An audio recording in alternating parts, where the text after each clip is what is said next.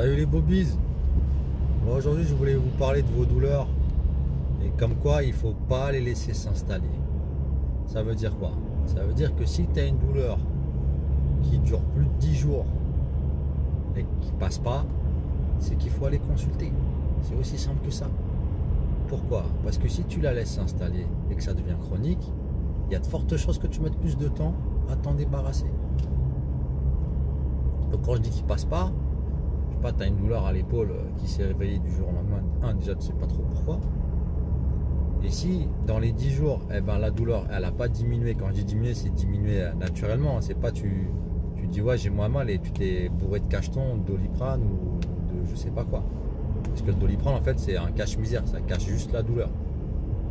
Donc si elle n'est pas passée au bout de 10 jours, il faut aller consulter. Donc soit vous allez voir un médecin, il va peut-être vous prescrire des médicaments, ça c'est sa solution à lui. Soit vous allez voir un kiné, mais il faut passer par le médecin dans tous les cas. Soit si vous voulez aller directement, vous allez voir un ostéopathe. Comme ça en plus il va regarder l'ensemble du corps et vous expliquer peut-être pourquoi ça s'est déclenché à ce moment-là.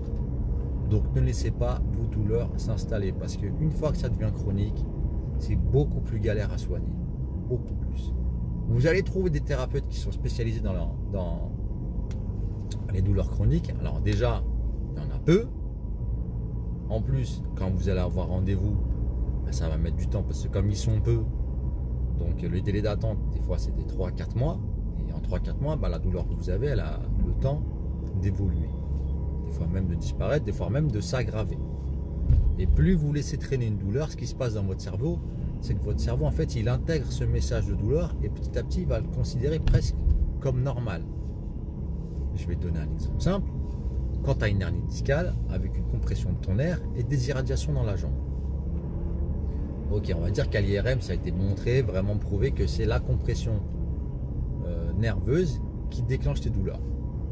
Et bien des fois, si tu as traîné ça depuis des années, même des fois juste plusieurs mois, et ben des fois si tu te fais opérer, et ben on t'enlève ta hernie, tu n'as plus de compression nerveuse au niveau de ton nerf, mais tu as eu tellement mal depuis longtemps, des mois, des années, et ben ton cerveau, l'empreinte de la douleur au niveau de ton cerveau, et en fait elle y est toujours. Malgré que mécaniquement tu n'as plus la compression, la douleur, elle va toujours être là. Elle peut toujours être là, elle va diminuer, mais elle peut toujours être là. Pourquoi? Parce que le message de douleur a été tellement important, intégré, répété, et ben en fait, ça se fixe dans ton cerveau et tu peux toujours avoir cette douleur. Comme je te disais, tous les matins, tu as l'habitude de manger et que du jour au lendemain, tu dis bon, j'arrête de manger le matin.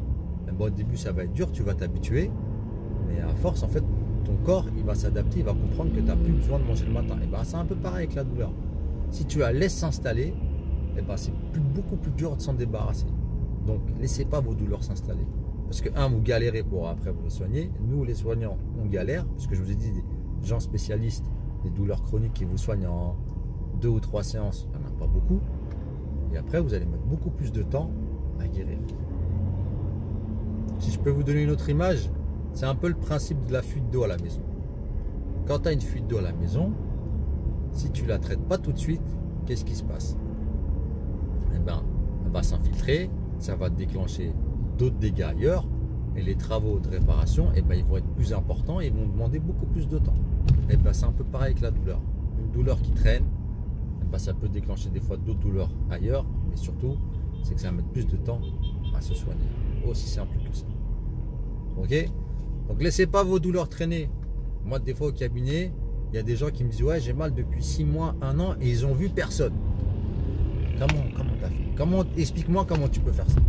C'est pas possible. C'est comme si tu me dis demain tu crèves et tu me dis je roule depuis 6 mois avec une roue crevée. C'est pas possible.